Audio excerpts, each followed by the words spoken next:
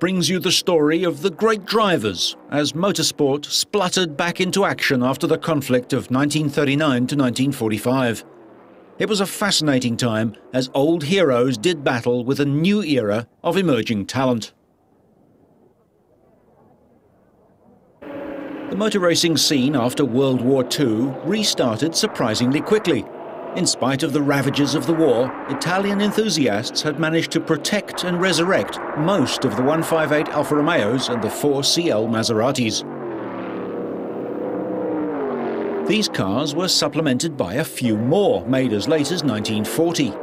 Alfa quickly formed a works team, inviting the Frenchman Jean-Pierre Vermeil to drive alongside the pre-war Italian stars.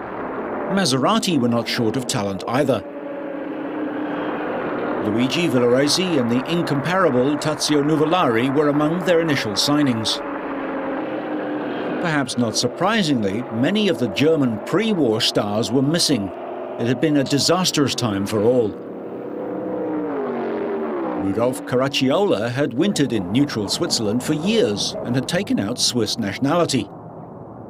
He waited out the hostilities there and involved himself in a long-running battle over the ownership of the two 1.5-litre Type 165 Mercedes-Benz cars of 1939.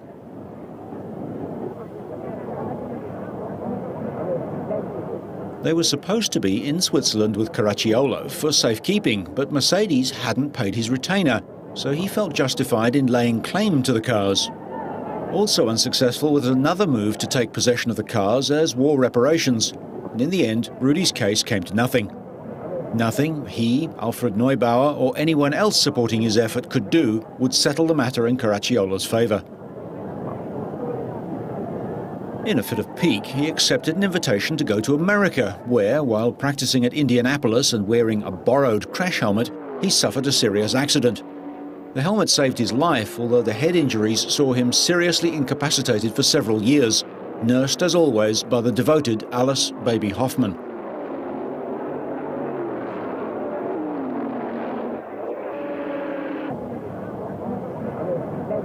For Hermann Lang, the 1939 champion, the war, if harsh physically, was a career disaster. Lang aged rapidly and gained weight during the 6 years of the war, working all hours for Mercedes in both an engineering and a morale-building program. This undoubtedly had played its part, and although he had returned to racing in Germany in the early post-war National Series, he had to wait out a very difficult time until Mercedes were able to return to international racing at Le Mans in 1952. All the German drivers were banned from international competition, and this punished Lang and the emerging Karl Kling more than anyone. Manfred von Bautich was older, and both personally and financially he had problems.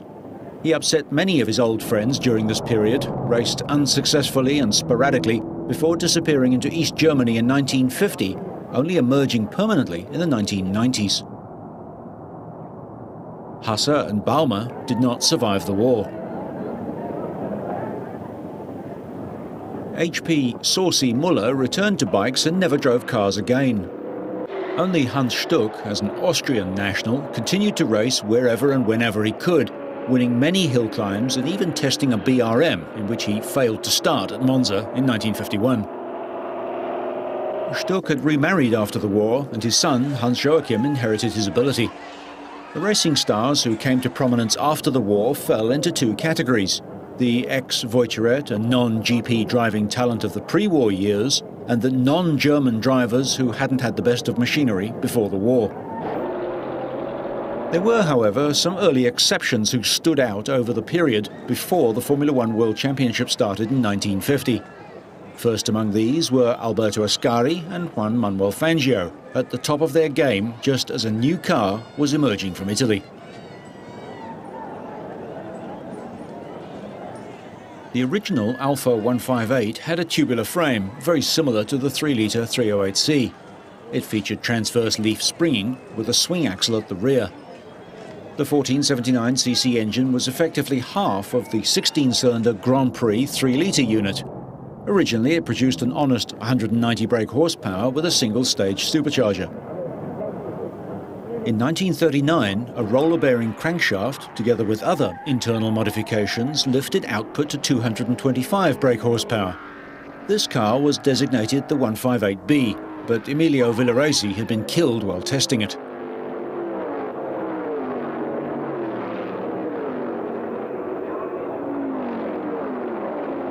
Seven years later, in 1946, Alfa produced the C version of the car, which featured a two-stage supercharged engine and increased the output to 260 brake horsepower.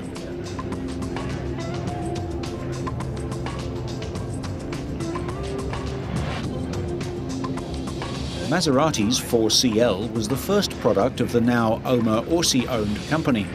The 4CL produced 220 brake horsepower from a supercharged four-cylinder 16-valve twin-cam 1490cc engine. It was in a simple channel steel chassis with radius arms at the rear, double wishbone and torsion bar suspension at the front. The chassis was very similar to the now outdated 6CM.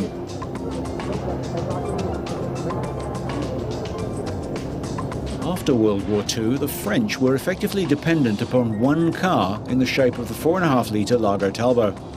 The car, built on a channel chassis with a semi-elliptical sprung live rear axle, wishbone and transverse leaf front end, had a Wilson pre-selected gearbox transferring power to the wheels from a simple 6-cylinder 4.5-litre engine, originally delivering 210 brake horsepower.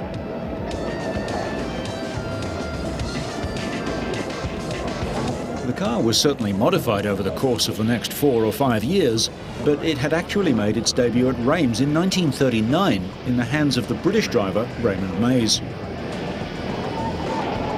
In the early races, for the most part held in France, the pre-war Delahaye and Delage cars also competed, but fell by the wayside. There was also another French disaster in the CTA arsenal, a V8 that just never went. In Britain, the antiquated pre-war ERA was the mainstay of the UK challenge. The A and B types were originally good for 180 brake horsepower, and despite being modified, didn't produce that much more. The independent front suspension C-type gave about 225 brake horsepower, and May's similar but stronger D-type about 240.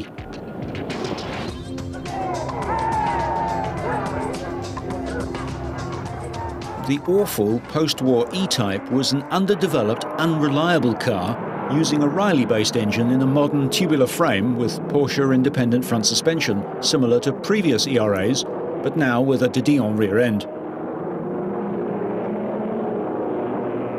These C, D and E-types were not to be confused with the very successful cars which would come from Jaguar over the next decade.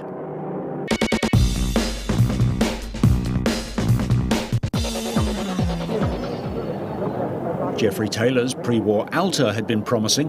It had a 4-cylinder 180 brake horsepower engine in a channel chassis with vertical slide coil spring suspension front and rear, and was a well-tried attempt. A new, lower, sleeker car was built, but they had many development problems, including the 2-stage supercharger, and although it gave more power, it wasn't really successful.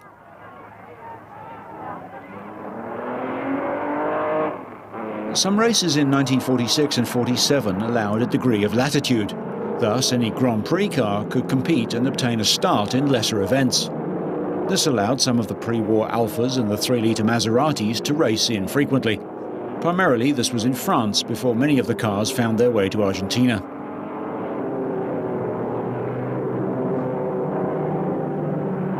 In 1948, the 1.5-litre supercharged or 4.5-litre naturally aspirated formula came in prior to the Formula One World Championship starting in 1950. Thereafter, cars were raced to this specification. So much for the cars, but what of the men who drove them? In 1946, and at 54 years of age, Tazio Nuvolari had survived the war. He'd lost a son before it, and when in 1946 his younger boy died, the flying Mantuan returned to racing as a solace for his sorrows. Soon he was partnering Villoresi in a 4CL Maserati, as well as having occasional outings in one of Piero Duccio's All Cisitalia events. These races allowed stars of the day to show off their ability on what were supposedly equal terms. Piero Taruffi was one of the first people to drive one of these cars very effectively.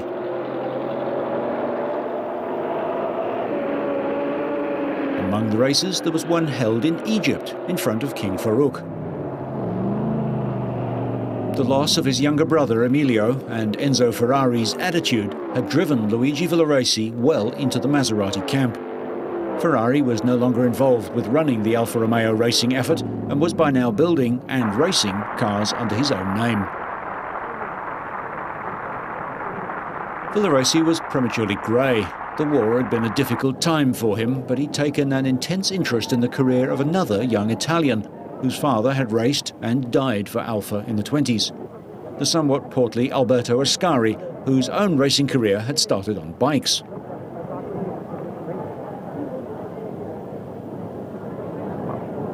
Born on the 13th of July 1918 and superstitious to a fault, a renegade childhood had seen Alberto move from bikes to cars by 1940. He finished 9th at Tripoli and had already become acquainted with Ferrari, driving the Fiat 815 in the 1940 Mille Miglia. Post-war and at the age of 29, he had a wife and a son to support, but he'd set up a fuel transport company just before the war. Above all, however, he had a desire to race and to win. Dr. Giuseppe Farina returned to Alfa Romeo, fearless, uncompromising, undimmed by the years, and still idolizing Nuvolari. He developed a style which impressed many, including a young Englishman on his way into a motor racing career, Stirling Moss.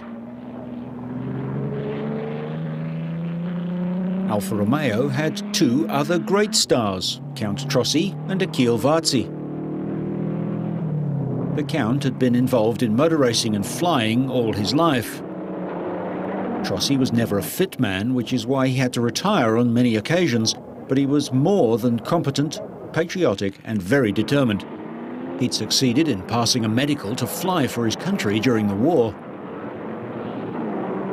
However, the biggest surprise to all the drivers was the reappearance of Achille Varzi. Varzi had recovered from the drug addiction which had ruined his career before the Second World War. He'd married, and the Milanese ex-motorcyclist, star of Alfa, Bugatti, Maserati and Auto Union, was now back at Alfa, still immaculate, still driving as well as ever, and still chain-smoking.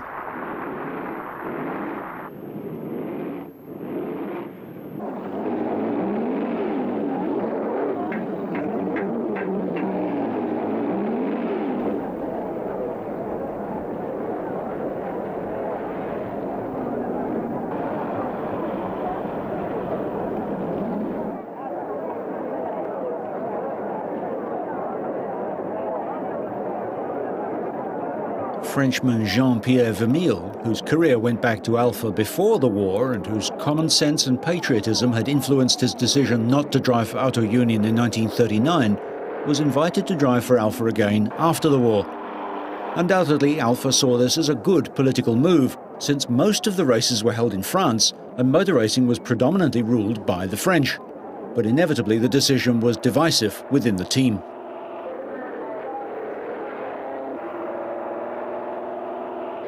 At 38, Vermeil was a physical fitness fanatic, and this was just one of the advantages he had over some of his less dedicated Italian teammates, who enjoyed life to the full.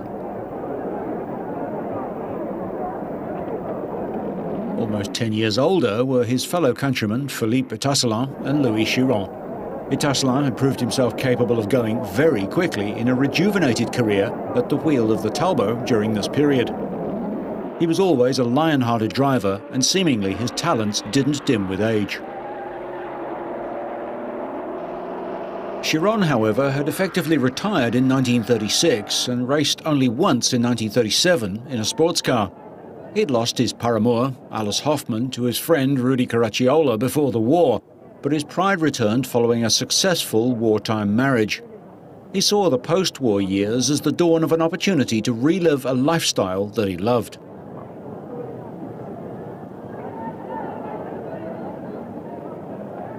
Debonair, stylish and remarkably fit for his age, he enjoyed a great renaissance both with Talbot and Maserati. Some other pre-war Frenchmen also came back into racing, including the TT winner Louis Gérard, but it didn't last. There was, however, one joker in the French pack of pre-war and of post-war stars. Undoubtedly, Raymond Sommer, independently wealthy, totally committed to enjoying life, could be the man to steal the limelight from any driver if he really wanted to. Sommer never gave the same commitment to his driving, and he constantly looked for a new challenge, tired of it and took up another one. A French wartime resistance hero turned racing driver, Sommer's career began in the early 30s.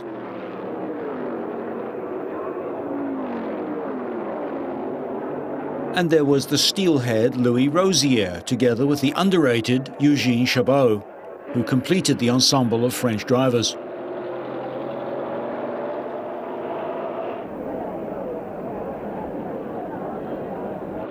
The war had robbed the British racing world of the talents of Johnny Wakefield, whose 1939 season had marked him out as a possible successor to the late Richard Seaman. Financial considerations meant that Arthur Dobson never returned to the track post-war, and Earl Howe had retired. Incarcerated in the notorious prisoner-of-war camp Colditz for a large part of the war, Tony Rolt returned to racing. Also competing were Peter Walker and Walker's cousin Peter Whitehead, Bob Gerard and Reg Parnell.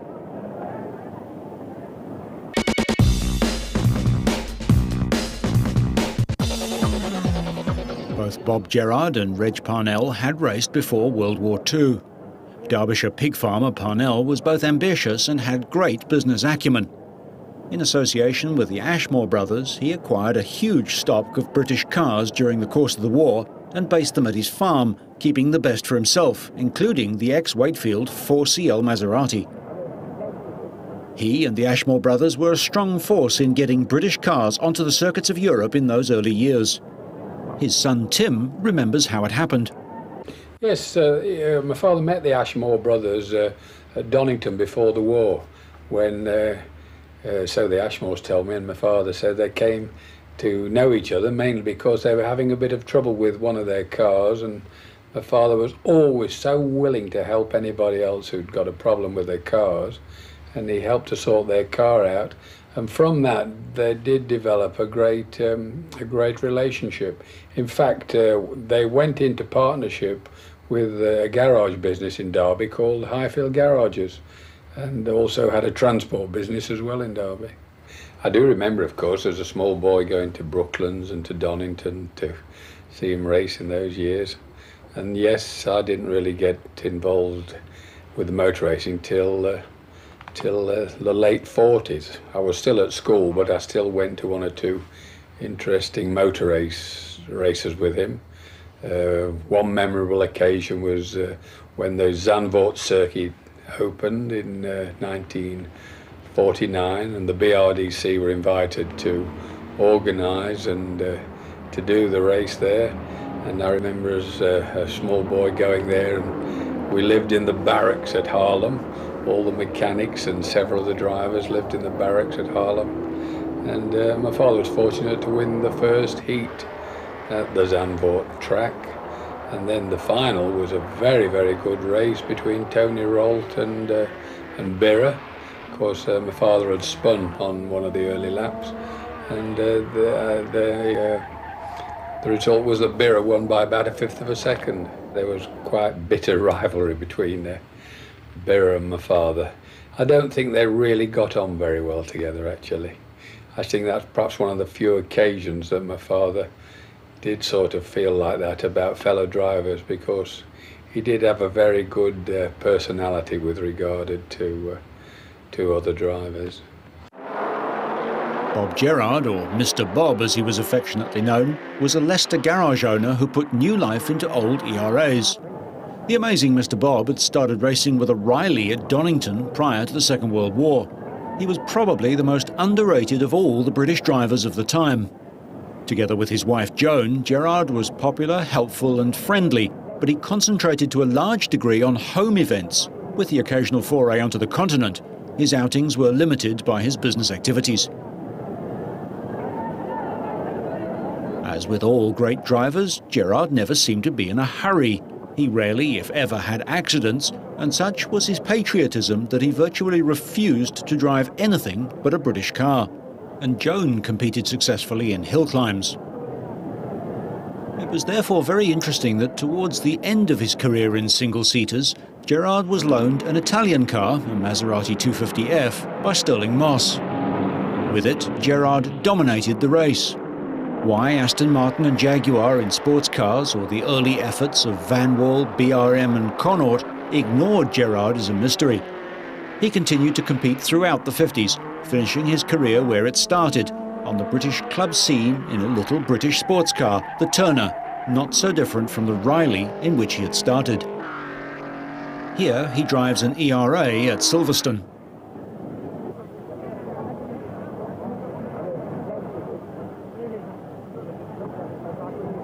Tim Parnell remembers Mr. Bob with affection. Yes, of course, Bob, a Leicester man. Bob Gerard and Cuth Harrison from Sheffield, and my father. They always went around together, stayed pretty well at the same hotels together, and were very close friends. They had some pretty interesting times away from the track on the continent. Oh, very much so, very much so.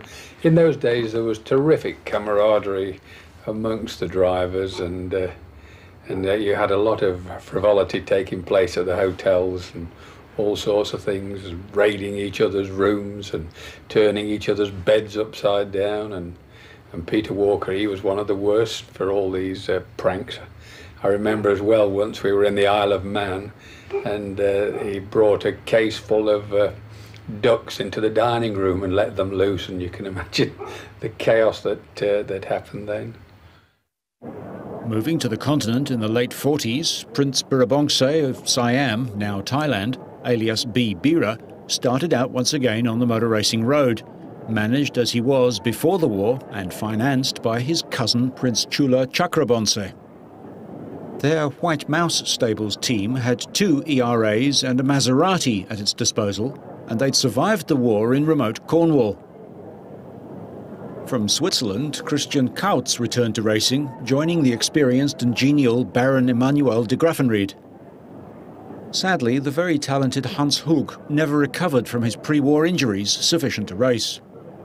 Both of the Swiss bought CL Maseratis, which appeared to be available in abundance by 1946.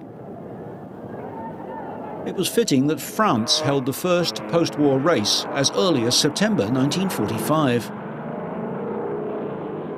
Here, Jean-Pierre Vermeil in the pre-war Bugatti, last seen at the Prescott Hill Climb in 1939, won the Paris-based event. The following year, while the Italians had the cars, most races were held in France. The post-war renaissance of racing was well and truly underway.